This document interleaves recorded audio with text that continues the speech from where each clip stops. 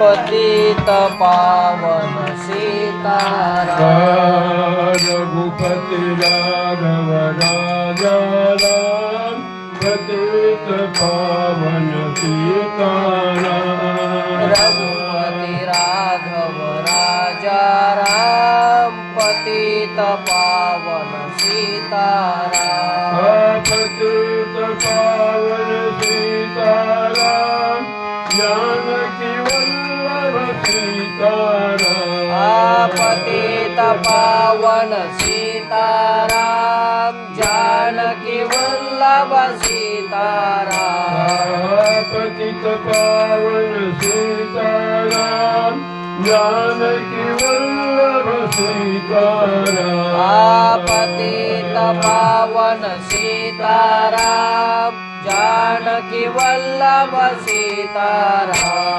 रघुपति राघव राजा राम, पतित पावन सीताराम। रघुपति राघव राजा राम, पतित पावन सीताराम। पतित पावन सीताराम, दशरथ नंदन जय श्री राम। पतित पावन सीताराम, दशरथ नंदन जय श्री राम। रघुपति राघव राजा राम, दशरथ नंदन जय श्री राम। रघुपति राघव राजा राम, दशरथ नंदन जय श्री राम। रघुपति राघव राजा राम, पतित पावन सीताराम। रघुपति राघव राजा राम, पतित पावन सीताराम। श्री ज्ञानदेव तुकाराम। राम कृष्ण गोपाल कृष्ण भगवान की जय।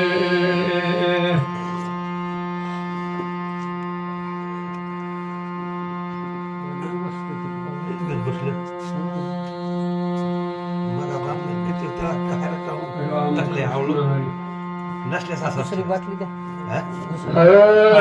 दुसरी बाटली. दुसरी बाटली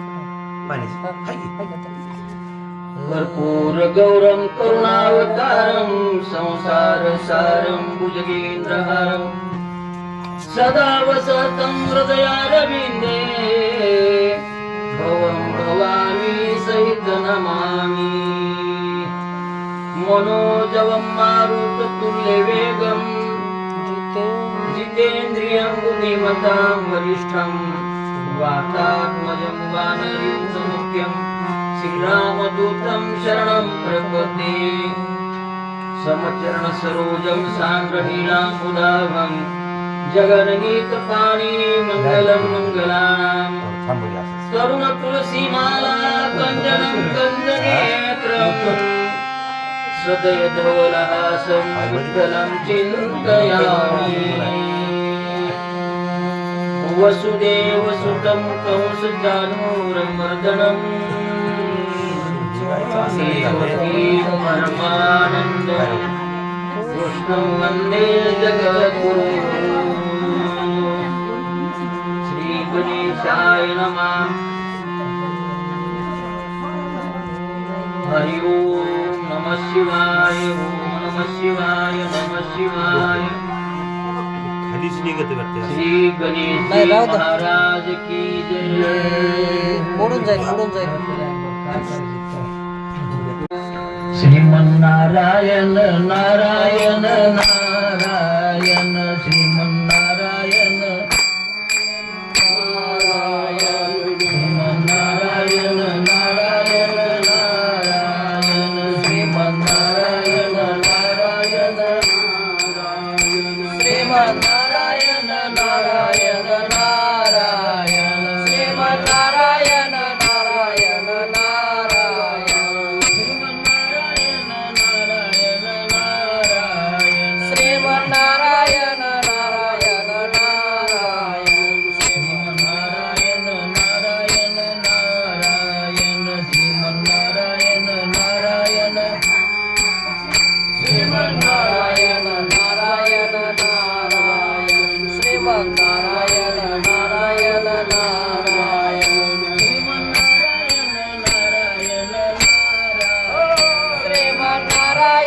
नारायण नारायण श्रीमन्नारायण नारायण नारायण श्रीमन्नारायण नारायण नारायण श्रीमन्नारायण नारायण नारायण श्रीमन्नारायण नारायण नारायण श्रीमन्नारायण नारायण कृष्ण भगवान की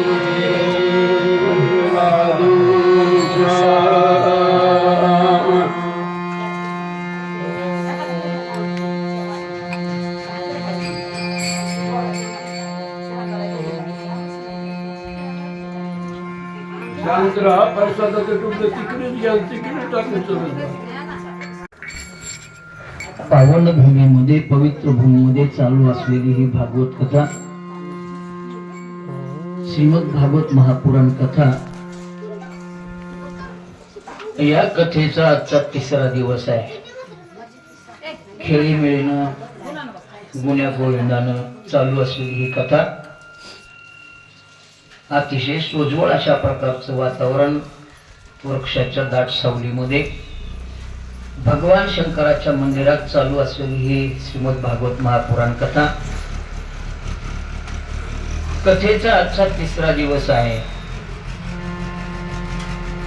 तिसऱ्या दिवसाच्या कथेला आपल्याला सुरुवात करायची. आपण काल पाहिलं होतं की परीक्षित राजाला शाप दिलेला होता. शृंगी ऋषीनं शाप दिला, 7 दिवसामध्ये तुला मृत्यू येईल अशा प्रकारचा शाप दिला. मृत्यू कशाने येईल? तक्षक साप येऊन तुला चावेल.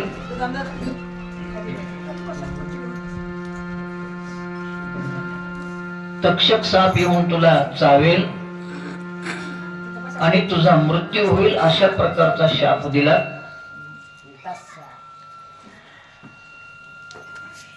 शाप दिल्यानंतर शमीक ऋषींनी आपल्या मुलाला सांगितलं की बाबा रे,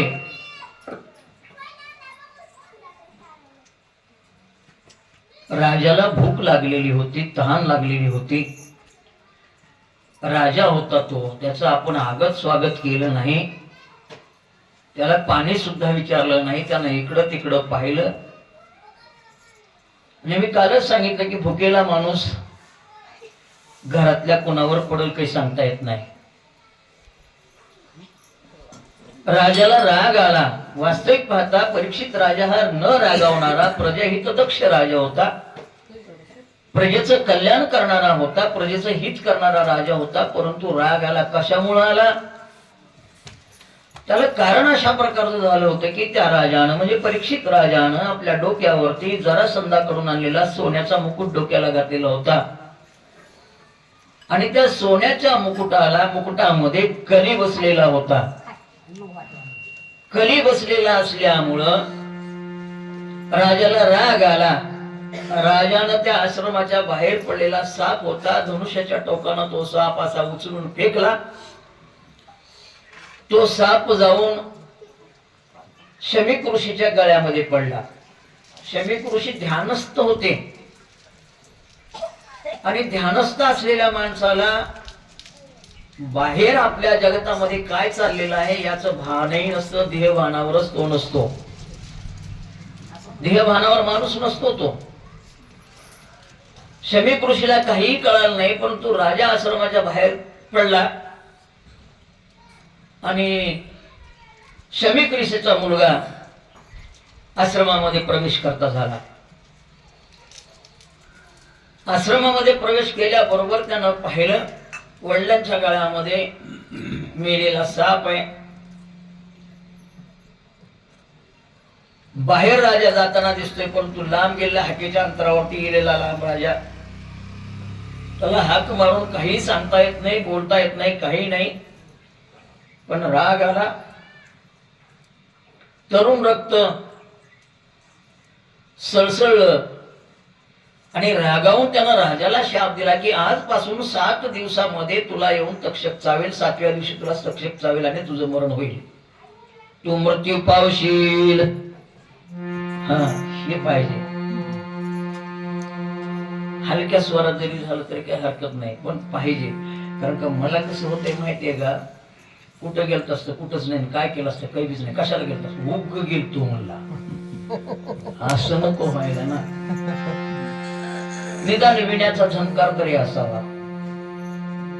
म्हणून मी प्रवचनाला कुठेही गेलो किंवा कीर्तनाचा तर प्रश्नच नाही, पण प्रवचनाला जरी गेलो तरी विणा लावून ठेवावंच लागतं, त्याच्याशिवाय जमतच नाही, वाजवावंच लागतं. ते मरण पावशील अशा प्रकारे त्या ठिकाणी शमीक ऋषीच्या मुलानं शाप दिला. शाप दिल्यानंतर राजा आपल्या आपल्या राजधानीला परत आला. परत आल्यानंतर शमीक ऋषी ध्यानस्थ झाले, जागृतीमध्ये आले. तर मुलगा रडत होता. मुलाला विचारलं, का रडतोस तू? त्यावेळेला मुलानं जबाब देण्याच्या अगोदरच शमीक ऋषीने आपल्या गळ्यातला साप काढत काढत विचारलं, का रडतोस? म्हणले, मी असा असा शाप दिलेले राजाला. शमीक ऋषी म्हणाले, अरे विनाकारण का शाप दिलास बाबा त्याला? तो राजा चांगला होता. तो जर राजा वारला गेला तर प्रजेवर दुष्टांचं राज्य येईल, प्रजेचं हित होणार नाही.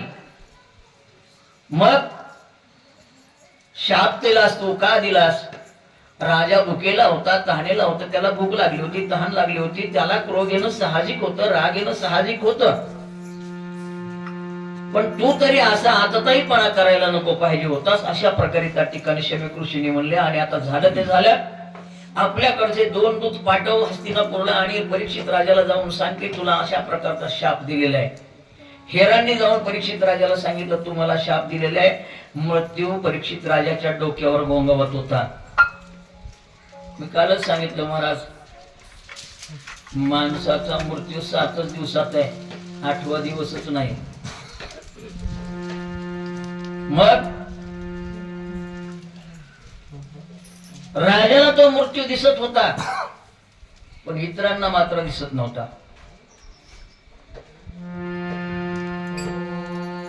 परीक्षित राजाला शुकदेव म्हणतात,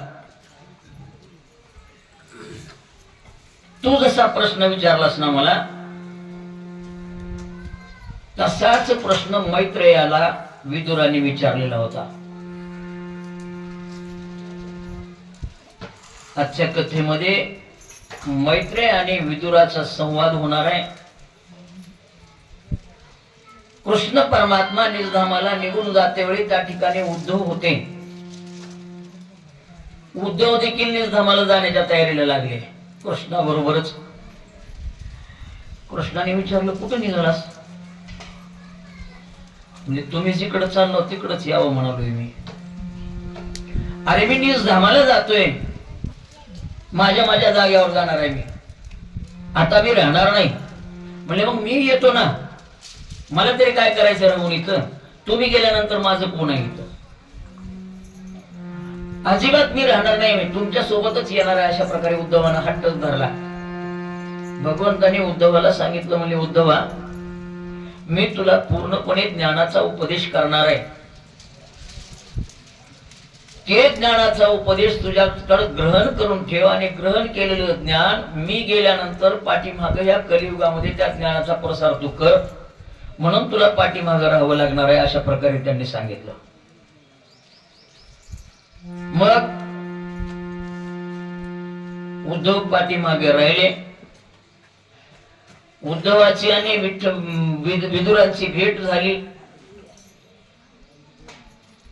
विदुरांना उद्धवाने श्रीकृष्णाबरोबर घातलेले दिवसाचं सगळं काही वर्णन केलं. पूर्ण ज्ञान विदुराला द्यावं असं उद्धवाला वाटू लागलं, परंतु कृष्ण भगवंताने सांगितलं होतं की विदुराची तुला भेट होईल, पण तू विदुराला ज्ञानाचा उपदेश करू नको. कारण का विदुर महाज्ञानी आहेत, साधे सुधे नाहीत ते. मग त्यांना उपदेश कोण करणार आहे, त्यांना ज्ञान कोण देणार आहे? तर त्यांनी सांगितलं, उद्धवाने सांगितलं की त्यांना मैत्रेय ऋषीची भेट घ्या म्हणून सांगा. उद्धवानी विदुराला मैत्रेय ऋषीची भेट घेण्यासाठी सांगितलं. विदुराच्या डोळ्यासमोर मैत्रेय ऋषीची आकृती उभी राहिली. डोळ्यासमोर आकृती उभी राहिली आणि आकृती उभी राहिल्यानंतर गंगेचा काठ किनारा देखील त्या ठिकाणी डोळ्याच्या समोर आला. तेजस्वी तडफदार अशा प्रकारचे ऋषी डोळ्यासमोर दिसू लागले. मैत्रेय ऋषीकडे आले आणि आल्यानंतर मग प्रश्न विचारला होता परीक्षितानं शुकदेवाला. अगदी तशाच प्रकारचा प्रश्न विदुरांनी मैत्रेय ऋषीला विचारला होता. विदुर हे असे भक्त आहेत ज्यांच्याकडे भगवान परमात्मा आमंत्रण नसताना सुद्धा गेले होते, निमंत्रणाशिवाय गेले होते. भगवान परमात्मा फार मोठा इतिहास आहे, पण सटीक आपल्याला पाहावं लागेल. लाक्षाग्रहामध्ये लाख असते ना आपली, लाख सोन्याची जर गोरमाळ करायची असेल तर त्या मण्यामध्ये ती लाख घातली जाते, तर ते सोनं राहतं वरून चिकटून चांगल्या प्रकारचं. ती लाख पेट घ्यायला खूप लवकर पेट घेते. ते ज्वलनशील पदार्थ आहे, लाखाचा पदार्थ असतो तो. आणि लाख म्हणजे लाक्ष त्यालाच म्हणायचं, लाखालाच म्हणलेले. लाखाचं घर केलं होतं पूर्ण कौरवांनी. आणि कौरवांनी घर केल्यानंतर त्या ठिकाणी पांडवांना त्या ठिकाणी झोपायला बोलून त्यांना जाळण्याचा प्रयत्न केला होता. त्यावेळेला विदुराने धृतराष्ट्राला अनेक प्रकारे समजावून सांगितलं, अनेक प्रकारे उपदेश केला विदुराने धृतराष्ट्राला. धृतराष्ट्र हा दोन्ही डोळ्यानं अंध अशा प्रकारचा व्यक्ती, पण कपट करण्यामध्ये नंबर 1. विदुरांनी अनेक वेळेला उपदेश केला, पण त्या उपदेशाचा परिणाम धृतराष्ट्रावर आज झालाच नाही. माऊलींचे ओवे पण आता माझ्या लक्षात येत नाही. संजयानं कुरुक्षेत्रावर घडलेला सगळा इतिहास धृतराष्ट्राला सांगितला, अर्जुनाला सांगितल्यानंतर तोच इतिहास संजयाने तिथं सांगितला तर नुसता म्हैस बसल्यासारखा बसून होता म्हणजे धृतराष्ट्र. त्याच्यावर उपदेशाचा काहीही परिणाम झाला नाही. मग विदुराला वाटलं आपण सांगितलेल्या हिताच्या गोष्टी धृतराष्ट्र ऐकत नाही ना, मग आपण इथं नाही राहिलेलं चांगलं आहे. कशाला यांच्या घरामध्ये राहायचं, आपलं कोणी ऐकत नाही. तर विदुर हे दासी पुत्र होते, दासीला जन्मलेला होता विदुर. पुढे येईल कथा ती आपल्या हळूहळू येईल आपल्या चलतामध्ये प्रवाहामध्ये. मग विदुराने विचार केला की या धृतराष्ट्राच्या वाईट संगतीमध्ये जर मी राहिलो तर माझी सुद्धा बुद्धी भ्रष्ट होऊन जाईल. आणि वाईट माणसाच्या संगतीमध्ये राहिले की नाही चांगल्या माणसाची बुद्धी सुद्धा बिघडते. म्हणून माऊलीने देवाकडे मागणं मागितलं, जे खळांची व्यंकटी सांडो तया सत्कर्मी रती वाढो, भूता परस्परे पडो मैत्र जीवांचे. ओढाळाच्या संगती पाहे, हो ओढाळाच्या संगती पाहे, क्षणभर गेली या धर्मगाय, क्षणभर गेली या धर्मगाय. हे कारणे ते लोडणे वाहे निरंतर, हे कारणे ते लोडणे वाहे निरंतर. संगतीचा परिणाम आहे. चोराच्या संग बसून बघा ना, म्हणजे कळते तुम्हाला. बैसता चोराचे संगती, देखनाच्या संगी हिराजो भंगला, तैसीच होय बुद्धी देखताची चिंधी मन धावे, किंवा ढेकनाच्या संगी हिराजो भंगला, कुसंगे नाडला साधू तैसा. हिऱ्यासारखा टणक पदार्थ असतो. आयर्नीवर ठेवून जर हिऱ्यावरती घन मारला तर ते कदाचित घनामध्ये तरी घुसत नाही, तर आयर्नीमध्ये तरी घुसत, पण फुटत नाही. इतका कणखर आणि इतका टणक हिरा असतो. हिरा ठेविता ऐरणी हिरा ठेविता ऐरणी वाचे मारिता जो घणी तोची मोल पावे खरा करणीचा होय चुरा. ऐरणीवर ठेवून मारला तर घनात तरी घुसताय नसता, ऐरणीत तरी घुसते पण फुटत नाही, त्याचं नाव हिरा. आणि ज्या हिऱ्यावर घन घातल्यावर वर त्याचे तिकडे तिकडे होऊन जाते, तुकडे होते का नाही, त्याला हिरा म्हणायचं नाही, त्याला गारगोट म्हणायचं. कारण का हिरा गारगुटी सारखा दिसता, हिरिया ऐशी दिसती गारगुटी. पारखी ते डोळा न पाहती. मग ओळखण्यासाठी काय पाहिजे? दोन्ही दिसती सारखी. वर्म जाणे तू वर्म जाणे ते पारखी. बानू महाराज बोला की महाराज. हो, जर ठेवलं समजा तर हिरा फुटत नाही. संगत गुण मोठी गमतीचा असतो. गरीब गाय बांधून ठेवलेली आणि वडाळ गाय, महाराजांनी दृष्टांत सांगितला म्हणून थोडस 1-2 मिनिटं. बामणाची गाय, तिला खायला काय? शेत नाही ना पोत नाही, लक्ष्मी बामणाची करत नाही. तसा शापच आहे. आता येईल पुढं आपल्याकडं, शाप येणारच आहे, तो हळूहळू येणार आहे आपल्याकडं, पावला पावलानं पावला पावला. मला वाटते भागवत कथा 1 महिन्याची ठेवलेली बरी असते. पूर्ण होतं का नाही की भागवत 1 महिन्यात सुद्धा? मला संशयच आहे. वर्षभर अध्याय घातला तर वर्षभर सरत नाही, एकच अध्याय सरत नाही.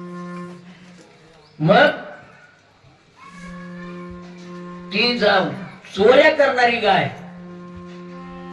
कुणाच्याही ऊसात उडी मारायची, कडक कडक कडक कडक ऊसाचे वाडे, ऊस खाऊन घ्यायचे. पोट भरलं की सासून माणसाचा झाला मालकाचा की कोपट येऊन उडी टाकायची की पळून जायची.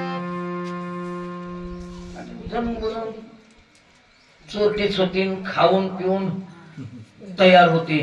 आपली जुनी माणसं म्हणतात की आपली जनावर रोड होतात कारण का त्याला दाव्यानं बांधलेलं असते. म्हणजे त्यानं जनावरांना खालेला अर्ध ती दावच खाते म्हण बरं का, आपणाला माहिती नाही. म्हणून ती रोड असतात.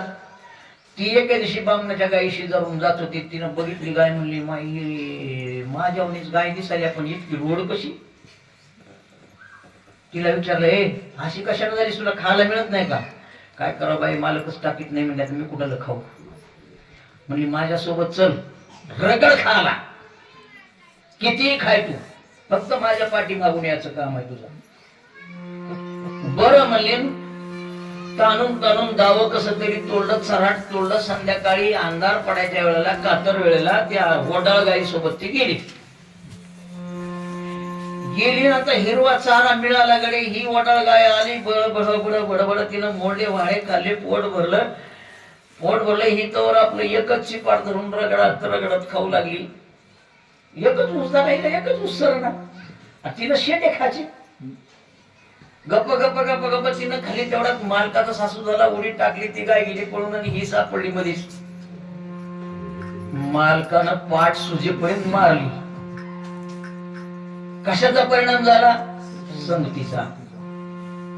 धृतराष्ट्राला वाटलं की मी जर आता याच्या संगतीमध्ये राहिलो तर कदाचित माझी सुद्धा बुद्धी भ्रष्ट होईल, त्यापेक्षा आपण राज्य सोडून गेलेलं बरं. म्हणून हस्तिनापूरचं राज्य विदुर काकांनी सोडलं आणि विदुर काका तिथून निघाले, वनामध्ये जाऊन राहतो म्हणाले, वनामध्ये जाऊन राहिले. धृतराष्ट्र या शब्दाचा अर्थ अशा प्रकारचा आहे, जो माणूस दुसऱ्या राष्ट्राची संपत्ती कपटानं हस्तगत करतो त्याचं नाव धृतराष्ट्र. विदुर पहिलेपासून तपस्वी जीवन जगत होते. रात्रंदिवस भजन करायचं भगवंताचं, दररोज 3 तास भजन. जंगलात गेल्यानंतर त्यांनी आपली एक नदी किनारी झोपडी बांधली. आपली पत्नी सुलभा हिच्या सोबत ते जंगलामध्ये जाऊन नदीच्या काठाला राहू लागले, गंगा नदीच्या काठाला राहू लागले. आणि आपल्या आपल्या वनामध्ये बसायचं आणि आपली तपश्चर्या करायची. रोज 3-3 तास भजन करावं. आपण म्हणतो ना, देव भेटत नाही म्हणून देव भेटतो कडे, परंतु मी सांगेल तेवढं करावं लागेल. मलाही करणं होणार नाही तेवढं, पण मी सांगेल तेवढं केलं की देव भेटतो तुम्हाला. उत्तर प्रदेशामध्ये एक म्हातारा आणि एक म्हातारी होते. लेकरूबाळ काहीच नव्हतं त्यांना, अजिबात लेकरूबाळ नव्हतं. दिवसभर मोलमजुरी करायचे, होईल तशा प्रकारचा धंदा करायचे, घरी यायचे, थोडं थोडं जेवण करायचे, जेवण केलं की कृष्ण भक्ती करायला, जप करायला बसायचे. एक नाम घ्यायचं आणि एक हरभऱ्याचा खाडा ठेवायचा किंवा ज्वारीचा कण टाकायचा एका पात्रामध्ये. असं दररोजच्या दररोज भजन करायचे. एखाद दिवशी 4-5 तास भजन झाले की मग पुन्हा त्या बायकोने विचारायचं, किती झाला आज तुमचा जप? मालकानं म्हणावं, आज माझा काही जप झाला नाही. किती झाला सांगा तरी की. काही नाही, फक्त 4 शेरदाणे भरलेत. 4 शेरदाणे, एक एक कण नामाला उचलून टाकायचं. 4 शेरदाणे भरलेत म्हणजे पायलीभर झाले. बायकोनं म्हणावं, आज माझा मात्र चांगला झाला बघा म्हणले, माझं 5 शेर झाले आज. बर बर बर बर, तुमचं 5 शेर झालंय का म्हणावं. अशा प्रकारची भक्ती करावी. एके दिवशी गावामध्ये मातलेला एक वळू होता. वळू म्हणजे आपल्याकडं त्याला पवून म्हणा, कटाळ्या म्हणा, सुटलेला. तिकडून पळत पळत निघाला, माणसांना तुडवीत रस्त्याने येत होता. तो रस्त्याने येता येता येता येता नेमका ह्या म्हाताऱ्याच्या गल्लीमध्ये शिरला. भक्ती करीत होत त्या म्हाताऱ्याच्या गल्लीमध्ये शिरला. लोक त्याला धरण्यासाठी त्या वडूच्या पाठीमागे लागलेले होते. पाठीमागे लागून सुद्धा ते सापडत नव्हतं. आता जाऊन म्हाताऱ्याला तुडविणार. अशा प्रकारे लोकांना वाटलं बाबा सारखा, पण बाबाला ऐकू येते, थोडंच आहे, वय झालेलं, ऐकूही नाही गेलं. मग बाबांनी इकडं तिकडं बघितलं नाही. ते आपल्या आपल्या कामामध्ये मशगूल होते. तिकडून पळून पळत आला, त्या वळू पळत पळत आला. आता तुडविणार म्हणल्या बरोबर एकाएकीच वळू वळला, पाठीमागे निघून गेला. भक्ती करणाऱ्या बाबाला काहीच झालं नाही. पलीकडचं आहे, पलीकडचं आहे, हा ती आहे, हा त्याचं थोडं थोडं येते, मला जास्त येत नाही. थोडं थोडं, आणि ते येण्यासाठी काही लागत नाही बरं का. कुठे शिकायची गरज नाही त्याला. रोज तुम्ही बोट आपटीत बसा, ऑटोमॅटिक म्हणजे आपोआप आपल्या डोक्यामध्ये स्वर बसला की ते स्वर आपोआप बोट चलते तिकडं. काहीच गरज नाही त्याला शिकायला जायची, कुठून काहीच करायची गरज नाही. सुंदर. आणखी त्याचं काम एकच आहे, बसणाऱ्या माणसाचा स्वर ओढून घेतोय, मजा वाटते, ग्वाड वाटते, सुंदर सुंदर भजन करावं वाटतंय. मग एकदाच तो वळू पाठीमाग फिरला आणि पळून गेला. बाकीचे लोक आले म्हणले, वळू तुमच्या जवळ आला होता, तुम्हाला तुडविलं कसं नाही? अवस्था म्हाताऱ्या बाबांना सांगितलं, म्हणले आला होता जवळ, मला तुडविणार बी होता, पण भगवान परमात्मा श्रीकृष्ण आले, त्यांनी त्याचं शीप धरून गोळीला बैल, म्हणजे एकदाच मागे ओळीला. काय म्हणाला? म्हणले आम्ही तुमच्या समोरच आहे, आम्हाला कसा दिसला नाही कृष्ण? म्हणले तुम्हाला दिसत नाही, मला दिसला. कसा दिसला? त्याच्यासाठी रोज 4 शेर 5 शेर भजन करावं लागते, तेव्हा दिसते ते. आहे ना, आपल्याकडे एक भजन आहे, आधुरम मधुरम म्हणायचं आहे, किंवा अच्युतम केशवम. एकच जरी नाम वाचे सदावधी श्रीकृष्णाचे चल पर्वत छोडून पापाचे परमानंदाचे सुख वाले. हो बरोबर आहे, पण ते तेवढं होत नाही ना. गंमत अशा प्रकारची आहे, अच्युतम केशवम राम नारायणम कृष्ण दामोदरम जानकी वल्लभम राम नारायणम. कौन कहते हैं भगवान आते नहीं, मीरा की तरह हम बुलाते नहीं. अच्युतम केशवम राम नारायणम कृष्ण दामोदरम जानकी वल्लभम. कोण म्हणतं देव येत नाहीत म्हणून? देव येतात, पण तसं आपली भक्ती असावी लागते. मी नेहमी सांगतो, प्रल्हाद इतकी भक्ती तरी करा, येत नाही रावण आहेत का विरोध तरी करा. देव कसा येत नाही. आपण उदाहरण बीच मी आदर आपली भक्ती बी नाही, पाप बी नाही, पुण्य बी नाही. आपलं सगळं ढासळा मिसळ. आपल्या भाजीमध्ये खळबट नावाची एक भाजी असते बघा, तुमच्याकडे नसेल. खळबट पहिलं होतं, आता नाही. भाज्या महाग झाल्या. खळबट म्हणजे कसं, त्याच्यामध्ये 4-5 वस्तू मिसळून केलेलं. ते बंद केलंय मुद्दाम तुमचं. शिट्टी माराले म्हणून बंद केलं. म्हणायला चालू करायचं. नाहीतर तुम्हाला वाटेल आमचं स्पीकर म्हणलं की बंद केलं नाही, तेच करीत बसावं लागेल आम्हाला. धन्यवाद. कुसंगतीचा परिणाम अशा प्रकारचा होतो. संगती चांगली झाली, 3-3 तास भजन करा. भजन केल्यानंतर देव आपल्या पावलानं आपल्या घरी येतो. विदुराकडे देव बिन आमंत्रण देता आले, आमंत्रणाशिवाय आले होते. दररोज आराधना करायची, प्रार्थना करायची, सुलभानं भजन करायचं. प्रेम म्हणजे अंतरंगामध्ये प्रेमानं भजन करायचं दोघांनी. दाशी पुत्र कन्या विदुराच्या पक्षी, हो दैत्या घरी रक्षी प्रल्हादासी. एके दिवशी विदुर काकांना पत्ता लागतो की उद्या भगवान कृष्ण हे हस्तिनापूरला येणार आहेत. आणि असे येणार नाहीत. आताच्या काळामध्ये राजे याचं म्हणजे हेलिकॉप्टर नाही आले. आता ती राहिलं नाही, हेलिकॉप्टर नाही, वागायचं राहिलं नाही. आता कधी बैलगाडी ते देते कुणाला माहिती. पायी येणार आहे तीच, थोडं थांबा. त्यावेळेस आपण तुम्ही नसताल आणि मी नसेल, पण ती वेळ येणार आहे, निश्चित येणार आहे. मग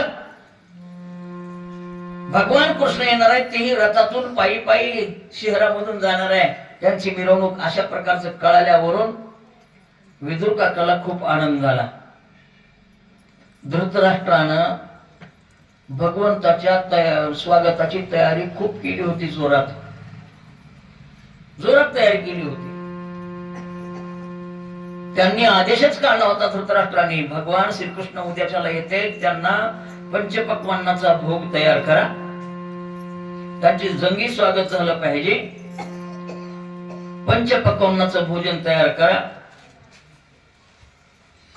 स्वभाव धृतराष्ट्राचा वाईट होता म्हणायला हरकत नाही, कारण का त्यांना दुर्योधनाला साथ दिली म्हणून वाईट म्हणायचं काम आहे. धृतराष्ट्र हा खूप भावनेनं देवाचं स्वागत करायला तयार होऊ लागला. तो झाला देखील तयार. पण ज्या ठिकाणी भगवंताच्या मनावरती किंवा भगवंताच्या वरती खूप भावना असते, वाईट भावनेनं जे काही स्वागत करतात त्या ठिकाणी भगवंत जात नाही, तर गेले तरी तिथं टिकत नाही. मग सद्भावनेनं सेवा केली पाहिजे भगवंताची, म्हणजे भगवान त्या ठिकाणी येतात. भावना महत्वाची, सद्भाव महत्वाचा.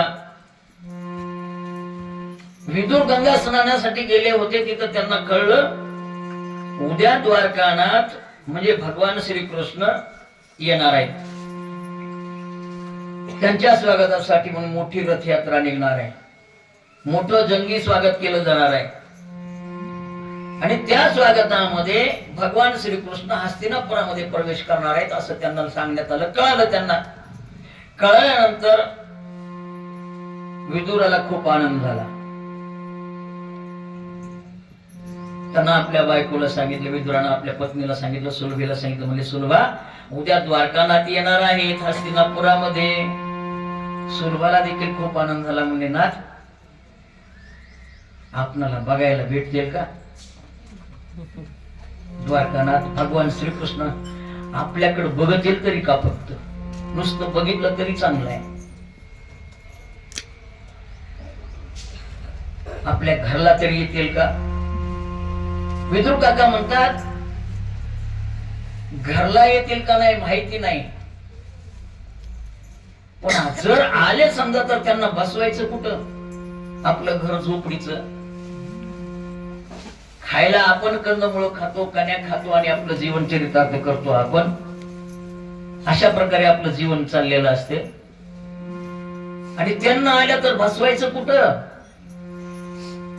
अशा प्रकारे दोघ जण एकमेकाचा विचार करते. तर कदाचित विदुर म्हणतात, कदाचित माझ्या भजनामध्ये कुठेतरी उणीव राहिलेली आहे त्याची, म्हणून भगवान परमात्मा आपल्याकडे यायचे नाहीत असं मला वाटू लागलेलं आहे. सुलभा म्हणते आपल्याकडे त्यांना खाऊ घालायला काहीच नाही हो, काय करावं काय नाही. आपली गरिबी असणं हा काही गुन्हा आहे का आपला? काय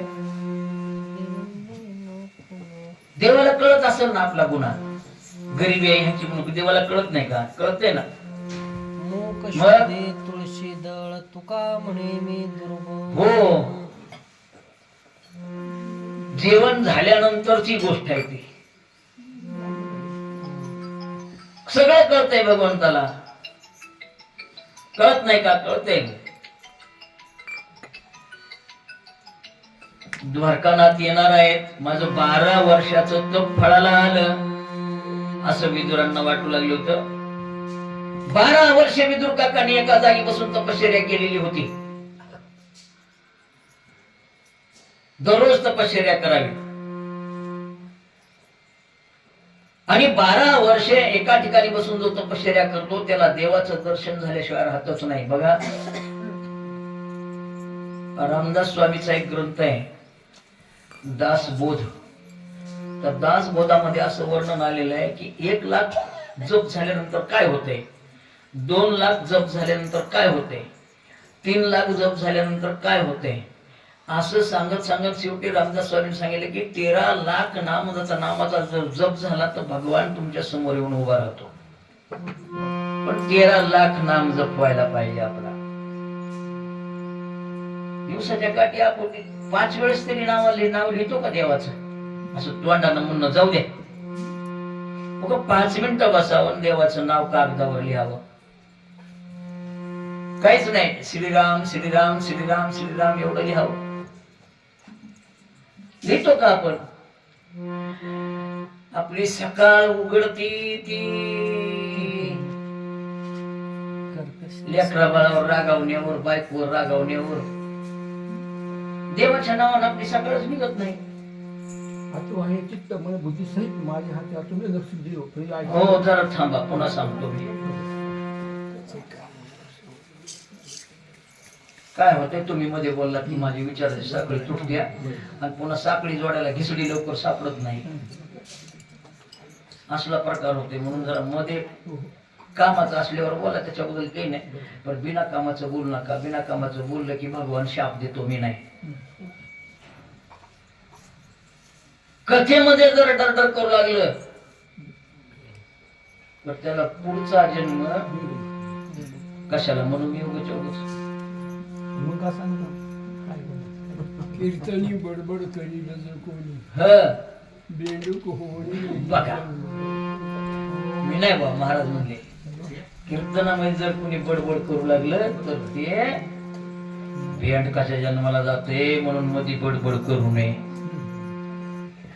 मी कीर्तनात बसलेला असू द्या, महाराजांची सगळी प्रमाण आम्हाला येतात, कारण का पाठांतर केलेलं असते, ते जात नाही पाठांतर. आता महाराज नाहीत का, महाराज कीर्तनात बसू द्या, महाराज उभं राहिले तर टाळ घेऊन उभं राहिले तर एखादं प्रमाण म्हणतील आलेलं, पण बसलेल्या माणसांना असताना बसून आपण सांगायचं नाही का? सांगायचं नाही. आपला मला कोपऱ्याला बसलेलं होतं, मी मला म्हणले उठून चाल म्हणा. म्हणलं उभं राहिले काय करायचं? मी बसलेला उठून चाल म्हणणार, उभं राहिलेल्या भजनांचं काय?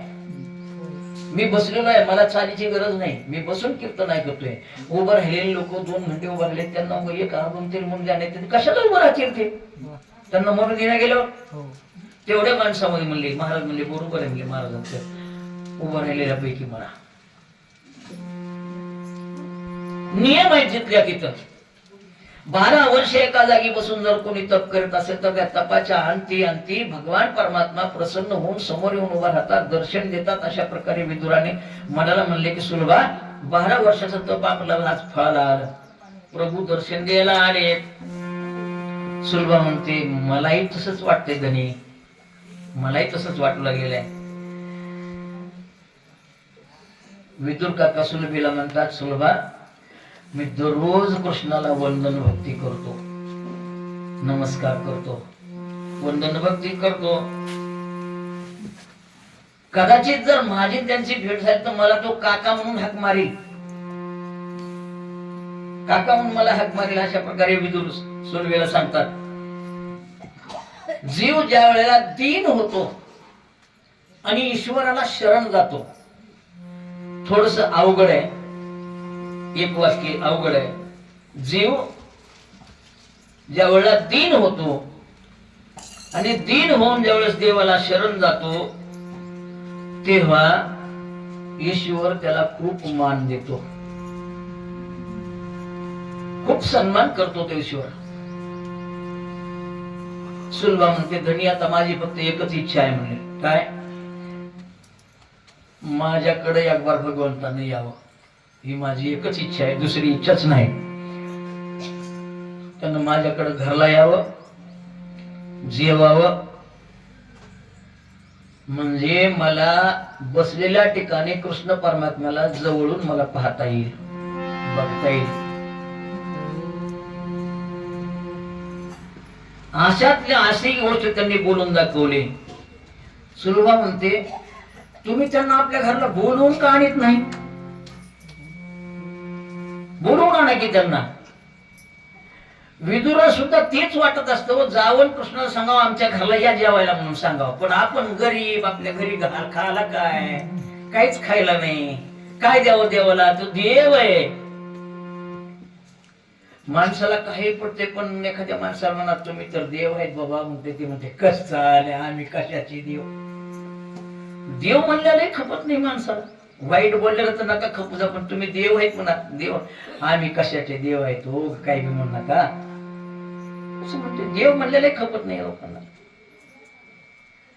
विदुर काका मात्र असं वाटतं त्यांना, ते सुलभेला पुन्हा परत म्हणतात, आपली झोपडी किती लहान आहे, अशा लहान झोपडीमध्ये त्याला आणायचं कसं, आणून बसवायचं कुठं? लाईट गेली का काय? बसवायचं कुठं आता? आपल्या झोपडीमध्ये आणून कुठं बसवावं? जागा तर पाहिजे बसवण्यासाठी, जागाही नाही बसवण्यासाठी. आदर सत्कार करण्यासारखं आपलं घरही नाही, नेमकं काय करायचं? आणि तसं जर झालं समजा, म्हणजे कसं झालं, जर परमात्मा आपल्या घराला आले तर माझ्या मनाला खूप आनंद वाटेल. विदुर काका अशा प्रकारे बोलू लागले. आणि ही जी भक्ती आहे ना, या भक्तीला पुष्ट भक्ती असं प्रकारचं नाव आहे. शास्त्रामध्ये त्याला पुष्ट भक्ती म्हटलं गेलेलं आहे. नेमकं सुलभा म्हणते, माझ्या घरी खायला प्यायला काही दे नसलं तरी माझ्या हृदयामध्ये भगवंताविषयी अपार प्रेम आहे.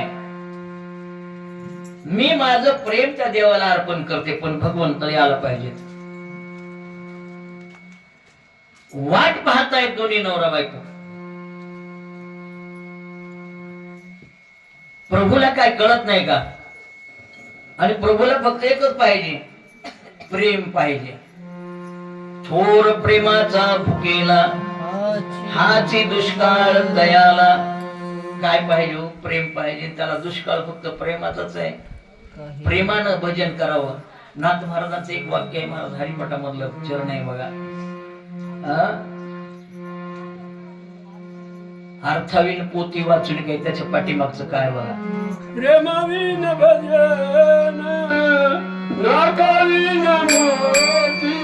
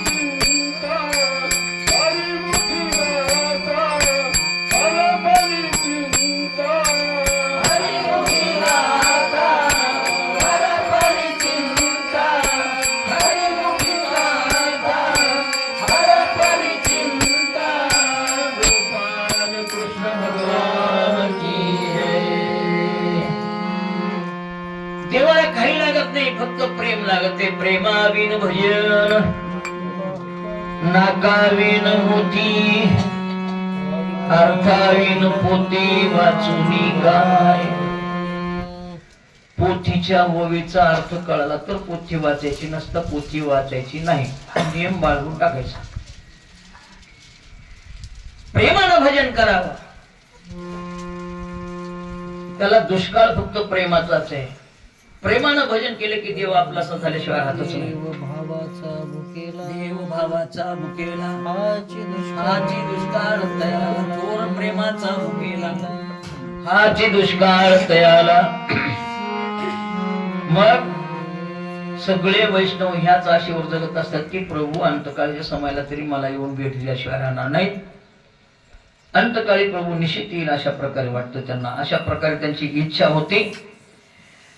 सुलभाला वाटतं माझे पती गरीब असल्यामुळं, विदुर काका गरीब असल्यामुळं देवाला ते आमंत्रण देत नाहीत. संकोच वाटतो मनाला, गरीब आहेत म्हणून आमंत्रण देत नाहीत. पण मी मात्र माझ्या देवाला मनानं निमंत्रित करणार आहे, मनानं आमंत्रित करणार आहे. मी मात्र देवा माझ्या घरला या जेवणासाठी, अशा प्रकारचं आम्ही आमंत्रण करतो. अशा प्रकारे सुलभा आमंत्रण करते.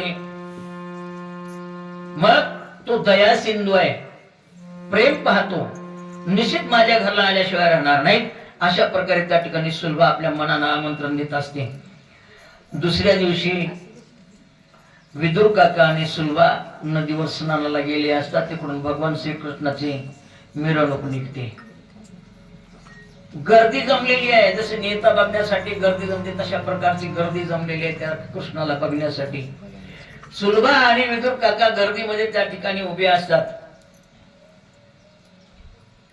मनामध्ये विदुर काका विचार करू लागले की माझ्या घरी भगवंत येतील का, येणार आहेत का, काही येणारच नाहीत. मी गरीब आहे, माझे हात तिथपर्यंत पोचत नाहीत भगवंतापर्यंत, नेमकं काय करायचं.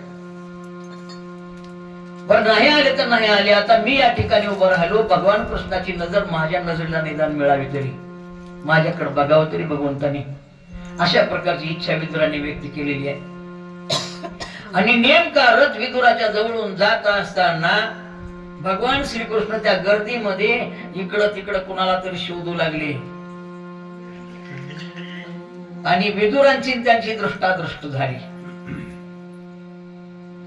डोळे एकमेकाला भिडले गेले, एकमेकाची दृष्टी नजरानजर झाली. श्रीकृष्णाची नजर प्रेमानं भरलेली होती. घागर जशी बुडावी तुडुंब पाण्यानं, तशा प्रकारची श्रीकृष्णाची नजर पाण्यानं भरल्यासारखी प्रेमानं भरलेली नजर होती. विदुर काका म्हणतात की मला त्यांच्या दृष्टीतून असं जाणवलं की खूप दिवस तू प्रतीक्षा करतोय. अरे बाबा, तू मला बोलवशील म्हणून तू बोलवतच नाहीस मला, असं भगवंताला वाटतंय. विदुर काकाची आणि सुलभेची परिस्थिती सुद्धा काही वेगळी नसते, हीच परिस्थिती असते. आपण भगवंताला बोलवलं पाहिजे, भगवंताला बोलवलं पाहिजे. आणि कृष्ण परमात्मा पुढे निघून गेले. मग हे दोघ जण घरला आले. घरला आल्यानंतर सुलभा म्हणते कृष्ण माझ्याकडे बघून हसले बर का. विदुर काका म्हणतात माझ्याकडे बघून हसले, माझी सुद्धा नजरानजर झाली. सुलभा म्हणते माझी सुद्धा नजरानजर झाली. किती प्रेमळ डोळे होते त्यांचे. अशा प्रकारे एकमेकाला संवाद करू लागले. पुन्हा तिथून पुढं हस्तिनापुरामध्ये भगवंताचं खूप मोठं स्वागत झालं. भगवान परमात्मा धृतराष्ट्राकडे गेले होते कशासाठी? पांडवांचं कौरवाचं प्रॉपर्टीसाठी भांडण होतं. त्या भांडणामध्ये कौरवांनी हट्ट धरला होता की आम्ही पांडवांना काहीच सुद्धा देणार नाही, अशा प्रकारे त्यांनी म्हणलेलं होतं. तिथं सभागृह भरलेलं होतं. भगवान श्रीकृष्ण मध्यस्थी करण्याकरता आलेले होते तिथं. आणि मध्यस्थी करायला तिथे गेल्यानंतर भगवान श्रीकृष्णाने सांगितलं, म्हणले पांडवांचं अर्ध राज्य आहे, अर्ध राज्य त्यांना वाटून द्या. दुर्योधनानं चक्क सांगितलं की अर्ध राज्य सोडून मी काही सुद्धा त्यांना देणार नाही. भगवंतांनी सांगितलं मला तुम्हाला अर्ध राज्य द्यायचं नसेल तर देऊ नका, निदान 2-4 संस्थानं तरी द्या. संस्थानं सुद्धा मिळणार नाहीत म्हणले. पण 5 भाऊ आहेत, 5 गावा, 5 भावाला एक गाव, असे 5 गावं तरी द्या, म्हणजे ते काहीतरी करून खातील तरी. त्यांनी म्हणले 5 गावं सोडून सुद्धा देणार नाही, काहीच देणार नाही. आणि कृष्णा भीक मागित त्यानं राज्य मिळत नसतं म्हणले. युद्ध करावं लागतं, जिंकावं लागतं, जिंकून ते राज्य घ्यावं लागतं. युद्ध करून त्यांनी जिंकलं तर त्यांना मिळेल नसता. मग मी सुईच्या टोकावर बसेल माती एवढी जमीन सुद्धा पांडवांना देणार नाही. अशा प्रकारे दुर्योधनानं भगवान श्रीकृष्णाला सांगितल्यानंतर भगवान श्रीकृष्ण तिथून उठले. तेवढ्या धृतराष्ट्र म्हणले, कृष्णा आमचे भावकीचे भांडण आहेत आणि त्याच्यात तू पडू नको. निर्वाणिरवीची भाषा. तुला काय करायचं, आमचं सोयऱ्या झाल्याचं आमचं बघून घेऊ. आमचे भावकीचे भांडण आहेत, तू याच्यामध्ये पडू नको. आता जेवायची वेळ झाली आहे म्हणले, जेवण करून मग जायचो द्वारकेला. भगवंतांनी सांगितलं म्हणले मी जेवणार नाही.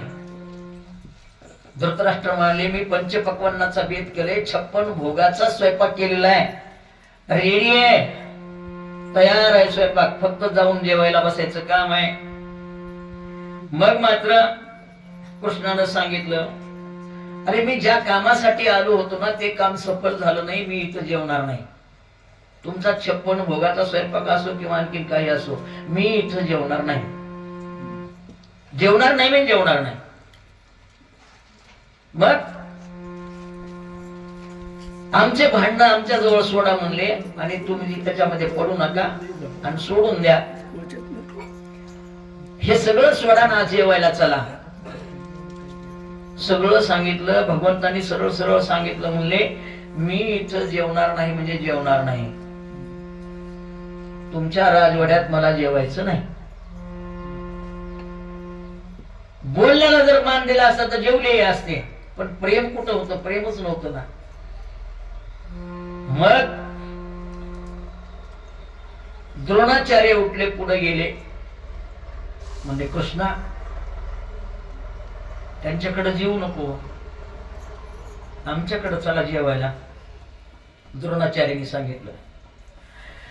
द्रोणाचार्यांना भगवान कृष्ण म्हणाले मी आज कुठं जेवायला जाणार नाही, तुमच्याकडे पण येणार नाही. मग जेवणार कुठं म्हणले, गंगेच्या किनारी माझा एक भक्त आहे, त्यानं मला निमंत्रण सकाळी दिले म्हणले, वाट बघतोय ती माझी जेवणासाठी, मी तिथं जाणार आहे जेवायला. निमंत्रण दिलं होतं का? नव्हतं दिलं. लाजून संकोचून गपची बसले होते. फक्त मनातून वाटत होतं भगवान कृष्ण जेवायला यावे म्हणून विदुराच्या घरी.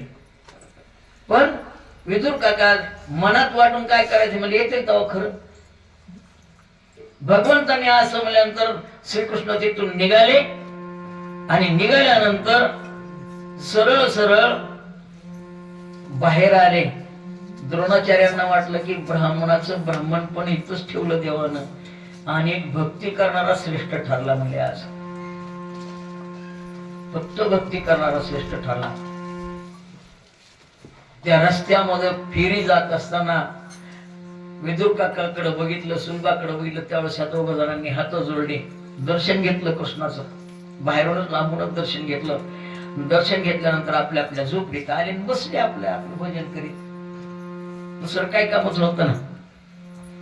दोघही विचार मग्न अवस्थेमध्ये बसून राहिले. सुलभा आणि विदुर काका विचार मग्न झालेत, बसून राहिले. मग आता काय करणार? विदुर काका म्हणाल म्हणतात मी अजून भगवंतांना जीव घालण्या इतका लायक झालो नाही, पात्र झालो नाही.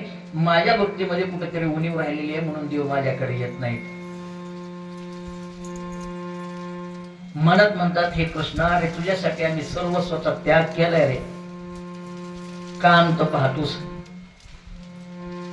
अशा प्रकारे म्हणतात तू आमच्याकडे येणार नाहीस का?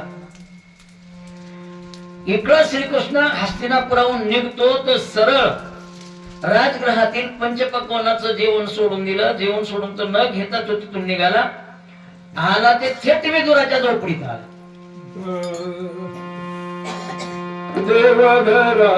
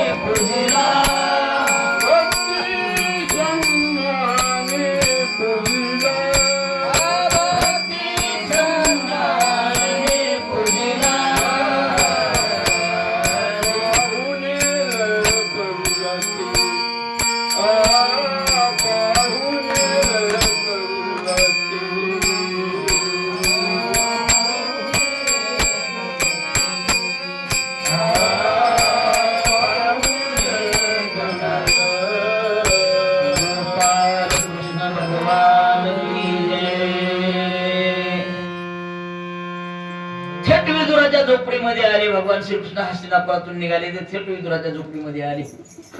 आल्यानंतर विदुर आणि त्यांची पत्नी सुलभा हे भजन करण्यामध्ये मग्न झाले होते, दंग झाले होते भजन करण्यामध्ये. भगवान कृष्ण आले देखील, उभे राहिले देखील, पण त्यांना आल्याचं भानच नाही. देह भानावर होते कुठं? देह भानावरच नव्हते. माझी मजवारी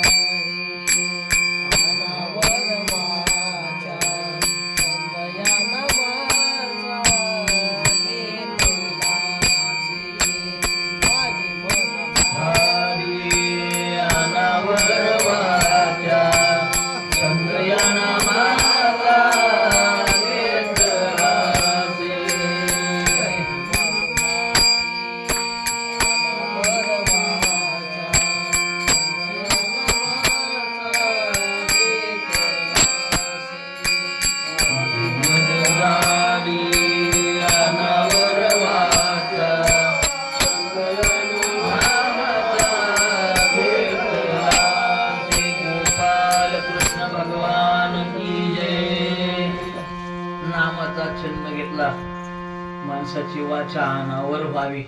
वाचेला फक्त देवाचं नामच यावं. अनावर व्हावी म्हणजे ज्या कामाला गेलो तर आपण त्या कामामध्ये देखील नामाचा उच्चारच व्हावा, नाम जपच व्हावा. त्याला म्हणते अनावर वाचा. तुकाराम महाराजाचा प्रसंग आहे, सांगणार नाही मी. तुकाराम महाराजांना भेटण्यासाठी उत्तरेकडून एक साधू आले होते. साधू आल्यानंतर तुकाराम महाराज बहिर्दिशेला गेले होते. बहिर्दिशेला गेल्यानंतर सुद्धा भजन चालूच होत. त्या साधूनी बघितलं त्यावेळेस साधू म्हणले, अरे हा कसला तुकाराम? म्हणले, ज्या ठिकाणी निर्मलता नाही अशा ठिकाणी देवाचं नाव घेतो. म्हणजे असं का? हरी बोला उठता, हरी बोला बैसता, भांड त्यावेळेला सरळ सरळ तुकाराम महाराजांना सांगितलं, म्हणजे महाराज काय करावं, जिभेला सवय लागलेली आहे, अनावर झाली ती, नामस्मरणच करते. म्हणजे कुठे बसलोय, कसा बसलोय मला माहितच नाही, छंदच लागला नामाचा. आमचे छंद वेगळेच. बहुता छंदाचे बहु असे जन, नये वाटू मन त्यांच्या संगे. भरपूर छंदाचं जग आहे भरलेलं. एक माणसाचा छंद वेगळाच राहते बघा. एखादा शेतकरी राहावा त्याला छंदच असतो सुंदर बैल ठेवणार, चिमटा घेतला की रक्त निघावा अशा प्रकारचे बैल ठेवणार. एखाद्याला आऊत हाकण्याचाच छंद असतो. नांगर हाकीत असलं तर नांगराचा दोरीसारखा सरळ चालू पाहिजे म्हणते. मी आमच्या इथल्या शेतामध्ये नांगर हाणत होतो. आमचे बाबा होते, पोरग स्वर्ग होतो. मला तेवढं गाव थांबता येत नव्हतं, पण हानीच होतो. तुम्ही बघितलेलं आहे. बाबा शेताकडून आले, घराकडून आले, मला म्हणले, बाबू काय नांगर झोपलाय सोय. मी बिगर सांगताच काम करत होतो आपल्या आपल्या मनानं. सांगायचं नाही कोणाला मी हे करलोय ते करलोय म्हणून. बैल राहायचे आपले आपले घरचे आणि करीत राहायचं. शेताकडे आले बाबा, म्हणले काय करलायस, नांगर झोपलाय सोय. म्हणलं हो. म्हणले बाबा आपलं शेत वाटवर आहे. म्हणलं मग? लोक वाकडं लावतात. म्हणलं का? तास सरळ यावं. मग वाकडं लावित नाहीत लोक. समजावून सांगितलं. तिथून पुढे प्रयत्न चालू केला. मग तास कसं सरळ येईल. वाकडं गेलं तरी तास तास घालायचं, पण सरळच आणायचं.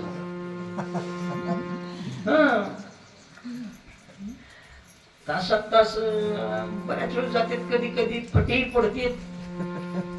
आणि नांगराचं काम लय बेकार. इकडल्या ढेकळावून तिकडल्या ढेकळावर ढोलक्या नांगूर पहिले होते लाकडी नांगर. छंद आहे, अनेक गोष्टीचे छंद आहेत. यांना भजनाचा छंद लागलेला होता आणि कृष्ण त्यांच्या दरवाजामध्ये येऊन उभा राहतो आणि त्यांची कृष्ण भक्ती डोळ्यानं पाहत असतो. डोळे झाकून घेतलेत सुलभाना आणि विदुर काकाने आणि छंद लागलेला आहे भक्तीचा. भक्ती करीत आहेत. आणि मग खूप वेळ भगवान कृष्ण त्या ठिकाणी उभे राहतात आणि उभं राहिल्यानंतर हाक मारतात, काका, अहो काका, अहो मी आलोय. मी आलोय म्हणून हाक मारल्यानंतर विदुर काका दाराच्या दिशेनं पाहतात तर भगवान श्रीकृष्ण त्या ठिकाणी उभे. चतुर्भुज मूर्ती भगवंताची उभी आहे त्या ठिकाणी. प्रत्यक्ष नारायणाचं दर्शन झाल्यामुळे जीवन कृतार्थ झाल्यासारखं वाटलं. कृष्णाला बसा म्हणायचं देखील भान राहिलं नाही. की आपल्या घरला सोय राहिल्यावर काय करतो आपण? आलात का? हो, जा तिकडेच. असं होते का कधी? नाही, बऱ्याच ठिकाणी होते. माझा अनुभव लई दांडगा आहे तेवढ्या बाबतीला. पण मला रुसू वाटत नाही, मी कुणावर रुसतही नाही. घरातल्या माणसाने 10 वेळेस हाकलून लावलं असेल मला. आम्हाला लाज इज्जतच नाही, आम्ही तसंच परत घरात जाऊ का तिकडं, संपलं की हो. पण काही काही माणसं असे इज्जतवान असतात, इथलं जवळचं गाव आहे, गावाचं नाव सांगणार नाही, आपले सोयरेदारी आहेत तिथं. बाईने एक बरंच नवऱ्याला सांगितलं, आजपासून तुम्ही घरात यायचं नाही. धोतर खांद्यावर टाकलं, पटका बांधला आणि सरळ गाठनांदूरला येऊन खोली केली. आता तर जवळ झालं का नाही? मरून गेला माणूस पण गावाकडे गेला नाही पुन्हा. इज्जतवान माणसं असतात. दोघांचं भांडण लागलं महाराज, मारामारी लागली. मारामारी लागल्यानंतर समोरच्यानं चापट मारली, डोक्याची टोपी खाली पाडली. तेव्हापासून त्या माणसानं डोक्याला टोपीच घातली नाही, उघडाच राहून गेला, उघडाच मरून गेला. माझी टोपी पाडली म्हणजे काय मान राहिला माझा? आमचं काही नाही होत, चलतंय आम्हाला काही पोरांना मारू द्या. आमचं काही नाही, आम्हाला काही नाही. आम्हाला कशाच काही वाटत नाही, कशाच काही वाटत नाही. शिव्या दिल्या तरी आम्ही हसणार, रडू येणार नाही आम्हाला. का आमची सवय लागली, बेशरमपणाची सवय लागली. आणि बेशरमाचं झाड कुठेही वापरते, उकडते, त्याला पाऊस लागना, पाणी लागना, त्याला काहीच नाही. आमची पण तशा प्रकारची झाली. मग विदुर काकाच्या लक्षात येत नाही ते. विदुर काकाने पाहिलं, बसा म्हणायचं देखील कळालं नाही. विदुर काकाच्या लक्षात आलं नाही. भगवंताने स्वतःच त्या ठिकाणी दरबाचं एक आसन होतं, ते आसन घेतलं, आसनावरती बसले आणि बसल्यानंतर मग ईश्वर ज्यांना प्राप्त होतो त्यांचा मान वाढतो. कधी लक्षात ठेवा. भगवंताने विदुराच्या हाताला धरून खाली बसलं, म्हणजे बस काही सुधारणा किंवा मोठा माणूस आल्यावर काय.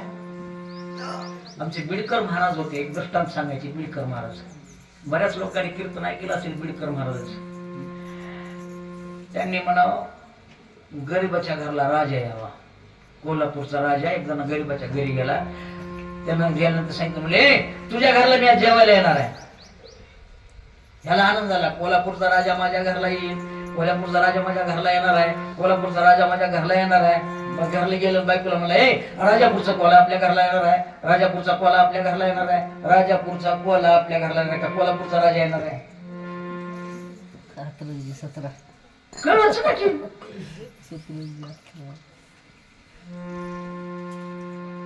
छंद आहे. भगवंताने त्या विदुराला हाताला धरून खाली बसवलं आणि कृष्ण म्हणू लागले, काका मला भूक लागली, काहीतरी खायला द्या, मला भूक लागलेली आहे. अशा प्रकारे वास्तविक पाहता देवाला भूक लागत नाही. सगुण अवतारामध्ये मात्र भूक लागते. अवतार घेतले ना सगुण अवतार, त्याच्यामुळे साकार झाला देव की मग त्याला भूक लागते. सगळे धंदे मग चालू असतात त्याचे. विदुर म्हणतो का सरळ म्हणतो देवाला, देवा तुम्ही तर हस्तिनापूरमध्ये जेवणार होतात ना, तिथं 56 प्रकारचा भोग केला होता, पंचपक्वान्नाचा भोग केलेला, तिथं जेवला असताल की तुम्ही? सगळा गाव मामाचा आणि एक नाही कामाचा. काका देखील म्हणतात तशाच प्रकारे म्हणतात, तुम्ही जेवला असताल की तिथं? काका घरची गरिबी, आता काय द्यावं जेवायला? मग श्रीकृष्ण विदुराला सांगितलं, काका तुम्ही ज्या घरी भोजन करीत नाही तिथं मी सुद्धा भोजन करीत नाही. विदुरानं राजवाडा सोडून दिलेला होता, विदुरानं तिथं जेवला नव्हता. काका तुम्ही ज्या ठिकाणी भोजन करत नाही ना त्या ठिकाणी मी भोजन करत नाही. आता जेवायचं म्हणल्यानंतर विचारात पडले. विचारात पडल्यानंतर भगवंताने इकडं तिकडं पाहिलं, चुलीवर काड्या शिजत होत्या, रट रट रट रट काड्याचा आवाज येत होता. भगवान स्वतःच उठले आणि ते चुलीवरचं पातेलं घेतलं आणि पातेलं घेऊन त्या ठिकाणी खूप भूक लागलेली आहे मला म्हणून त्या ठिकाणी कन्या ओतून घेतल्या आणि मोठ्या आनंदानं विदुराच्या कन्या भक्षण केल्या. तुम्ही भजन करणारी सगळी माणसं आहेत. विदुरा घरच्या भक्षुनी कन्या परमानंदी झाला, मनमोहन मुरली वाला. आनंद वाटला भगवंताला देखील.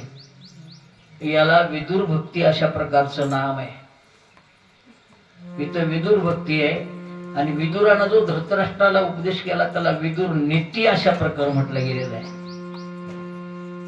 इथं ही विदुर भक्तीची कथा संपते. आता आपल्याला दुसऱ्या कथेकडे वळायचे. मैत्रेय ऋषी विदुरांना मांडव्य ऋषीची कथा सांगतात. थोडस भजन होईल मग. श्रीकृष्ण गोविंद हरे मुरारे, हे नाथ नारायण वासुदेव. हरे मुरारे, हे नाथ नारायण वासुदेव. श्रीकृष्ण गोविंद हरे मुरारे, हे नाथ नारायण वासुदेव.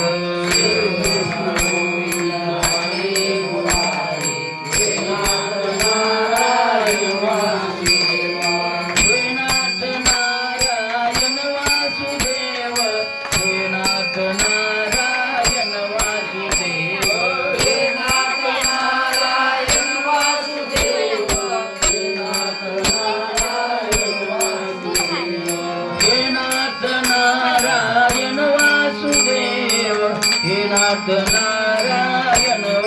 हे नाथ नारायण वासुदेव, हे नाथ नारायण वासुदेव.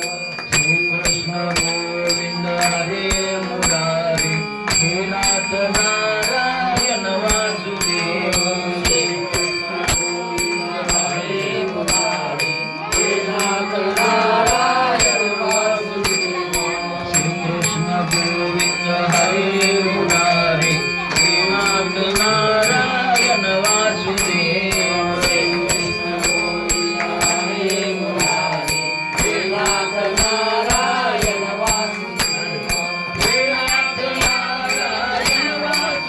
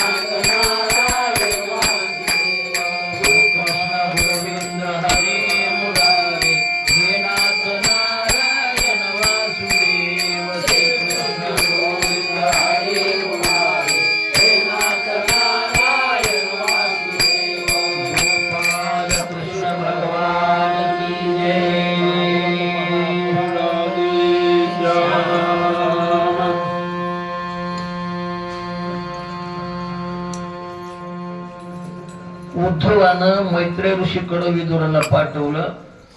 मुळातला मुद्दा या ठिकाणी आहे. ते असलं म्हणजे आपल्याला जमतं.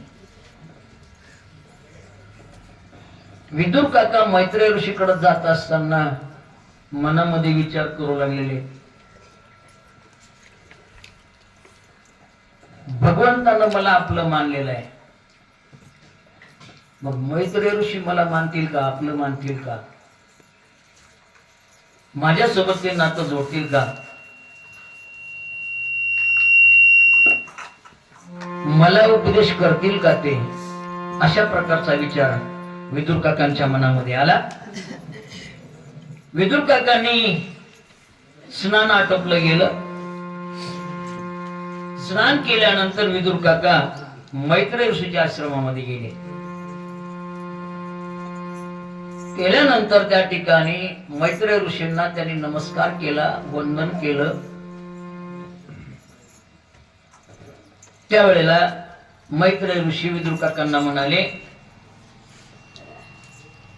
विदुरा, मी तुम्हाला ओळखतो.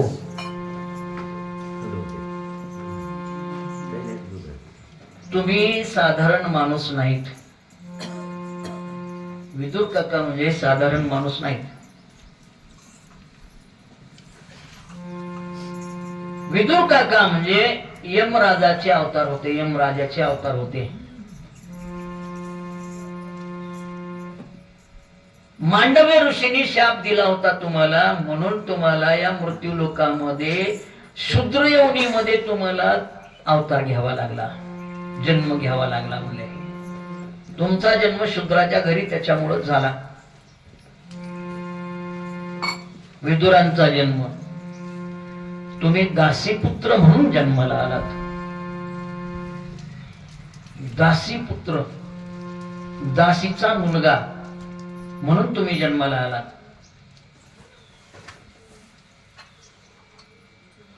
हे दासीपुत्रावरती दुर्योधनानं निमित्त म्हणा मारावा. सभा भरलेली असताना विदुर काका थोडस उशिरा यायचे. उशिरा आली की दुर्योधनानं उठाव म्हणा, या दासीपुत्रा. विदुर म्हणून, विदुर काका म्हणू नये, विदुरा म्हणू नये, या दासीपुत्रा म्हणावं. दासीपुत्र म्हणले की विदुराला वाईट वाटावं. मान्यवर सभेमध्ये लोक बसलेले असायचे, तिथं दासीपुत्रा या म्हणून म्हणावं. मनाला विदुर काका खाऊन घेतले, खाऊन घेऊ लागले. आता काय करावं, दुर्योधन राजा होता, काय करायचं आता. एके दिवशी विदुर काका बसले असताना खिन्न वदन, म्लान वदन, भगवान कृष्ण आले. तिकडून आल्यानंतर भगवान कृष्ण विचारलं, विदुरा काय झालं, असं उदास का म्हणून बसलात. त्यावेळेला विदुर काकाने सांगितलं, म्हणले देवा काय सांगावं काय नाही. म्हणले सभेमध्ये गेले की दुर्योधन मला या दासी पुत्रा म्हणते. म्हणले मला वाईट वाटते, या दासी पुत्रा म्हणले की मला वाईट वाटते म्हणले. आणि ते रोज या दासी पुत्रा म्हणते म्हणले. कृष्णानं सांगितलं, म्हणलं याच्यात वाईट वाटण्यासारखं काही नाही. म्हणले वाईट वाटून घेऊ नका. म्हणले उद्याच्याला काम करा. तुम्ही सभेत गेला त्यांना या दासी पुत्रा हा म्हणलं की तुम्ही म्हणा, म्हणले आलो गाढवाच्या पुत्रा.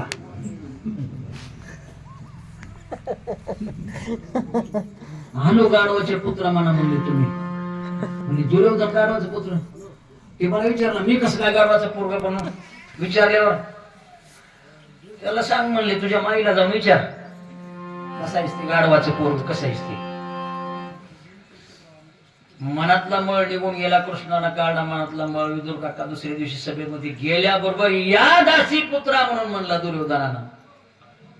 या दासी पुत्रा जेवढ्या आवाजामध्ये उंचून म्हणले होते तेवढ्याच आवाजात विदुर काका म्हणले, आलो गाढव पुत्रा, आलो गाढव पुत्रा. मी म्हणले, मी कसा काय गाढवाचा मुलगा. दुर्योधनानं विचारलं, मी कसं काय गाढवाचा मुलगा. माईला विचार म्हणजे तुझ्या जाय, मला कशाला विचारला असो. कसं दुर्योधन सभेमधून उठला आणि सरळ माईकडे गेला. म्हणले माय, गांधारीला सांगितलं, म्हणले आई काय, मम्मी म्हणा, आई म्हणा, काय म्हणायचं ते म्हणा. मी सभेमध्ये विदुराला दासीपुत्र म्हणालो, विदुरानं मला गाढवाचं पुत्र म्हणलं. मी गाढवाचा मुलगा कसा काय. गांधारीनं सांगितलं, म्हणले बाबा बरोबर आहे त्याचं, तू गाढवाचंच पोरगा आहेस. कसं काय गाढवाच पोरगा? अरे म्हणले मी नवऱ्याच्या मुळावर होते, मग माझं लग्न गाढवासोबत लावलं होतं म्हणले, आणि सगळ्यात थोरला मुलगा तू आहेस म्हणून तू गाढवाचं पोरग.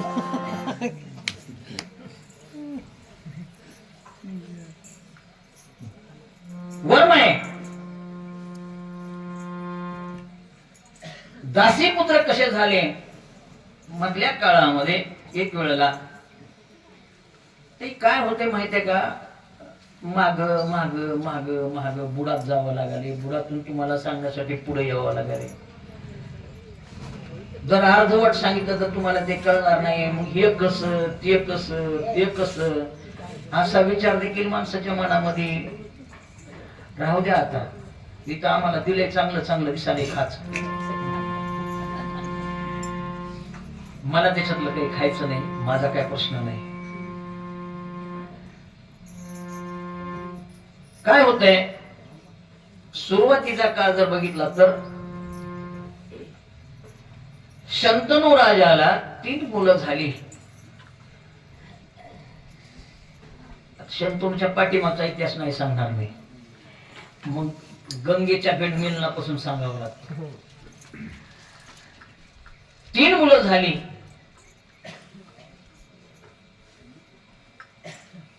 शंतनू राजाला 3 मुलं झाली.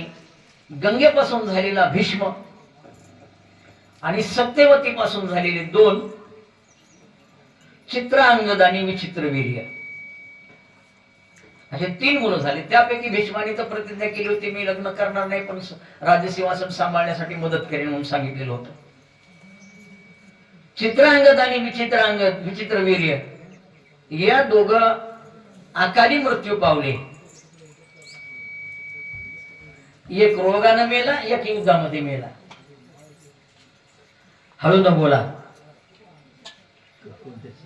हळू न बोला, हळू न बोला, कृपा करा, कृपा करून हळू न बोला. माझ्यापर्यंत आवाज येऊ देऊ नका. बोला, तुम्हाला बोलायचं त्याच्याबद्दल काही नाही, पण माझ्यापर्यंत आवाज येऊ देऊ नका. मी काही दंडदोष करणार नाही तुम्ही बोललात तरी, पण एक कथेमध्ये विक्षेप येतोय.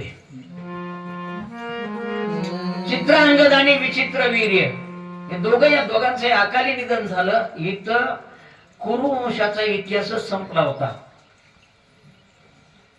पण द्वापार युगामध्ये व्यासांचा जन्म झाला होता. व्यासांचा जन्म झाला तो सत्यवती पासून झाला होता.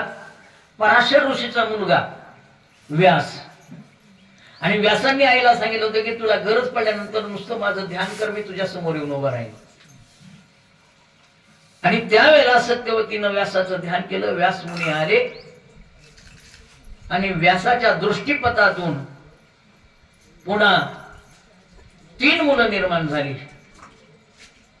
सुरुवातीला थोरल्या सुनीला पाठवलं. व्यासांचं तेज बघितलं त्यांनी, डोळे गपकन झाकून घेतल्याबरोबर गरोदर तर राहिली, पण दोन्ही डोळे झाकून घेतल्यामुळे धृतराष्ट्र आंधळा जन्माला आला.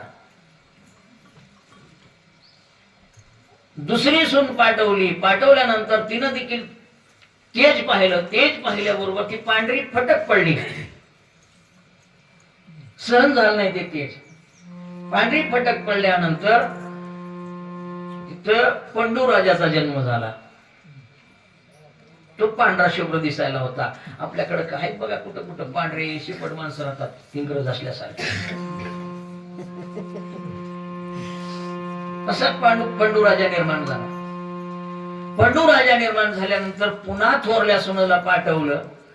थोरली सून म्हणली बाई त्या माणसाचं तेज आपल्याला सहन होत नाही, आपण जाणार नाही. रस्त्यामध्ये एक दासी सापडली, त्या दासीला पाठवून दिलं. दासी धीट असतात, लोकांच्या घरी काम करावं लागतं, त्यांना बोलावं लागतं, सगळ्यांना तोंड द्यावं लागतं. ती सरळ गेली, सरळ उभी राहिली व्यासासमोर. आणि त्या दासीला झालेला पुत्र म्हणजे विदुर काका. विदुराचा जन्म त्या दासीच्या दासीला झालेला होता.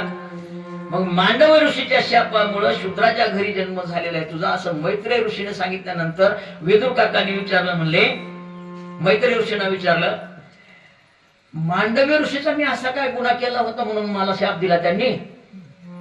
काय गरज होती शाप द्यायची? त्यावेळेला मैत्रेय ऋषी विदुरांना मांडव्य ऋषीची कथा सांगतायत. एकदा काय झालं म्हणले, राजाच्या महालामध्ये चोरांनी चोरी केली, धनधान्य घेतलं, सगळं काय घेतलं, घेऊन आले, एका ठिकाणी वाटप करीत बसले, वाटून घेऊ लागले धन. एवढ्यामध्ये राजांच्या हेरांना सुगावा लागला. ते हेर त्या चोरांना शोधित शोधित पळत आले. त्यांनी गडबडीने ते धन एकत्रित केलं, एकत्रित करून ते गाठोडं बांधून घेतलं. चोर पुढे पळू लागले, भागवताच्या पाठीमागून पोलिस पळू लागले. पळता पळता रस्त्यामध्ये मांडवी ऋषीचा आश्रम लागला. त्या आश्रमामध्ये हे सगळे चोर घुसले, तिथं जाऊन लपून बसले. माल तिथं सापडला, माल तिथं ठेवला. चोरटे लपून बसले, लपून बसले म्हणा, पळून गेले म्हणा, काहीतरी झालं. पोलिस आले. अरे न जाणं या आश्रमात तर घुसले नाहीत ना चोरटे, म्हणून पोलिस त्या ठिकाणी गेले. तर राजमहालामध्ये चोरी झालेला माल त्या गाठोड्यामध्ये त्यांना सापडला. माल सापडला म्हणल्यानंतर मग चोर कोण आहे? ज्याचा आश्रम आहे तेच. तो आश्रम होता मांडवी ऋषीचा. त्यांनी मांडवी ऋषीला अटक करून नेली. का? माल तुझ्याजवळ सापडला, तू चोरी केलेला आहेस, अशा प्रकारे मांडवी ऋषीला अटक करून नेली. गेल्यानंतर राजाच्या पुढे उभं केलं. म्हणले ह्यांच्याकडे माल मिळाला म्हणजे चोरीचा, आणि ह्यांना काय सजा द्यायची? त्यांनी सरळ सांगितलं, म्हणजे सुळावर द्या. पहिला काळ होता सुळाचा, सुळावर द्यायचा. जनाबाईलाही सुळावर दिलं होतं एक बार. सुळावर दिलं. सुळावर दिल्यानंतर मांडवी ऋषी सुळावर गेल्यानंतर आपलं नामजप करू लागले, भजन करू लागले, जप करू लागले, नामस्मरण करू लागले. त्यामुळं मांडवी ऋषीला काही मृत्यू आला नाही. गुप्त हेराने बघितलं, म्हणले सुळावर दिलेला माणूस काही मरत नाही, तो जिवंत तसाच आहे. वरी भजन करायला म्हणले. राजाला आपली चूक समजली, म्हणजे कोणीतरी संत पुरुष आहे, त्याला आपण गलतीनं, आपण चुकीनं आपण सजा दिलेली आहे. त्याला लवकरात लवकर राजा बाहेर आला. राजा बाहेर आल्यानंतर त्याला सुळावरून खाली उतरलं, आणि खाली उतरल्यानंतर राजा त्या मांडवी ऋषीच्या पायावर पडला, नमस्कार केला. म्हणला, ऋषी महाराज मला माफ करा. म्हणले, माझ्याकडून चुकीनं तुम्हाला सजा झाली, मला काय शाप वगैरे तुम्ही काय देऊ नका. मांडवी ऋषीनं सांगितलं, म्हणले मी तुला तर शाप देणार नाही, तुझा काय गुन्हा आहे? म्हणले अजिबात नाही, पण मला शिक्षा झाली का झाली मी यमराजाला जाऊन विचारल्याशिवाय राहणार नाही. म्हणले तपाच्या साधनेनं मांडवी ऋषी यमाच्या दरबारात हजर झाले, आणि यमाला विचारलं, म्हणले माझा काय गुन्हा झाला होता म्हणून मला सुळावर दिला तुम्ही? मला जसं कळतं तसं माझ्या आयुष्यामध्ये मी पाप केलंच नाही, मग सजा कशाची दिली? यमराजाला वाटलं आता जर चुकलं म्हणावं ते हे ऋषी मला शाप देते, मांडवी ऋषी मला शाप देत, आता काय करावं काय नाही, प्रश्न पडला. त्यावेळेला यमराजाने सांगितलं, म्हणले तुम्ही 4-5 वर्षाच्या असताना म्हणा किंवा लहान असताना तुम्ही एक सोनकिडा धरला, आपण सोनकिडा म्हणूया, एक किडा धरला होता, पतंग धरला होता, त्यांनी सोनकिडा म्हणूया. आणि सोनकिडा धरल्यानंतर आम्ही लहानपणी एक खेळ खेळायचा, म्हणा तुमच्या काळात नाही ते खेळ, आमच्या काळात खेळ होता. किडा धरायचा, त्याचा पाठीमागचा पाय उपटायचा, त्याच्यात बाबळीचा काटा खोवायचा, हे कळडीचं पान घ्यायचं, ते टिपऱ्याला लावायचं, ते टिपऱ्याला काटा खाऊन सोडायचं, नसं फिरलं की गरगर गरगर गरगर गरगर गरगर फिरत राहत होतं ते सोनकिड. असं मी तर लय सोनकिड्याचे पाय मोडले, नव्हता माझं काय होईल आई शपथ माझं काहीच कर नाही. मला वाटतं जाणवलं का नाही, अक्षरशः मला वाटते काय होते की काय नाही की. ते यमराजानं मांडवी ऋषीला सांगितलं, म्हणजे लहानपणी तुम्ही हे गिरकीचा खेळ खेळला, म्हणले ते किड्याचा पाय मोडला, त्याच्यामध्ये काटा खवला, काटा खोवून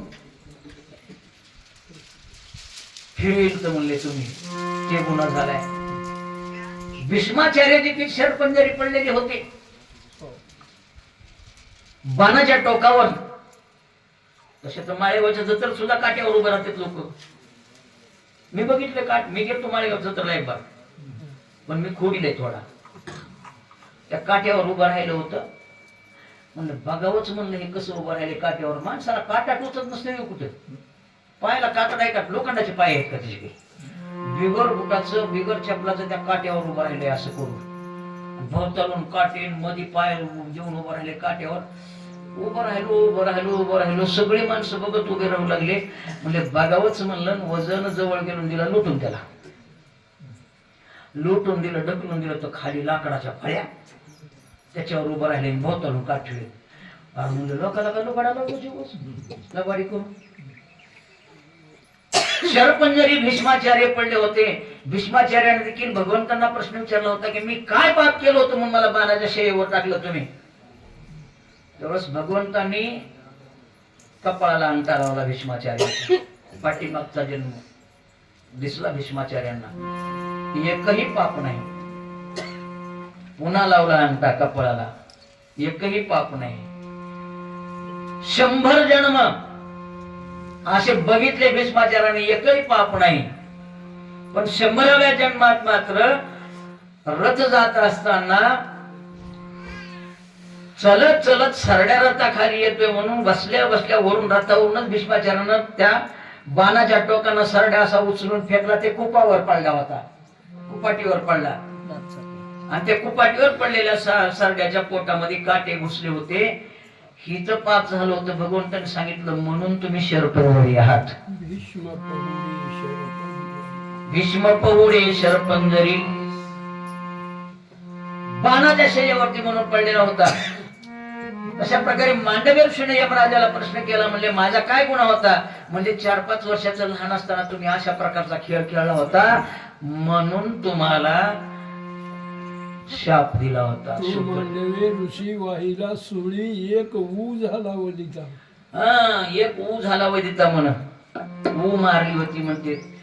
4-5 वर्षाचा असताना पाप झालेलं.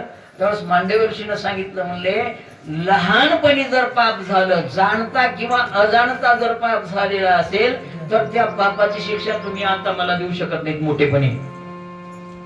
मग त्या पापाची शिक्षा केव्हा भेटते. लहान मुलं असताना, पाण्यामध्ये असताना त्यावेळेस त्याला शिक्षा भोगावी लागते. म्हणजे त्यावेळेस शिक्षा दिली जाते त्या पापाची. अजाणता जे पाप झाले असेल त्या पापाची. म्हणून लहान लेकरं कधी कधी झोपेतून एकदाच रडत उठते आणि एकदाच आपलं आपणच हसते. की पाप असतात. माझा काही गुन्हा नसताना अजाणतेपणानं पाप जरी झाला असेल तर मला तुम्ही आता मोठेपणात शिक्षा देऊ शकत नाहीत. ती शिक्षा द्यायचं वय म्हणजे लहानपणचं वय होतं. तुम्ही त्यावेळेस शिक्षा न देता मला आता तुम्ही शिक्षा दिलात म्हणून तुम्हाला मृत्यू लोकामध्ये शूद्राच्या घरी जन्म घ्यावा लागेल. अशा प्रकारचा मांडवी ऋषीने यमराजाला शाप दिला. आणि यमराजाच्या शापाचं फलित म्हणून विदुर काकांना दासीपुत्राच्या पोटी, दासीच्या पोटी त्या ठिकाणी जन्म घ्यावा लागला. अशा प्रकारची कथा मांडवी ऋषींनी, मैत्रेय ऋषींनी मांडवी ऋषीची कथा विदुराला सांगितली. मग तिथून पुढे प्रश्न येतो तो दुसरी कथा आपल्याला लागते.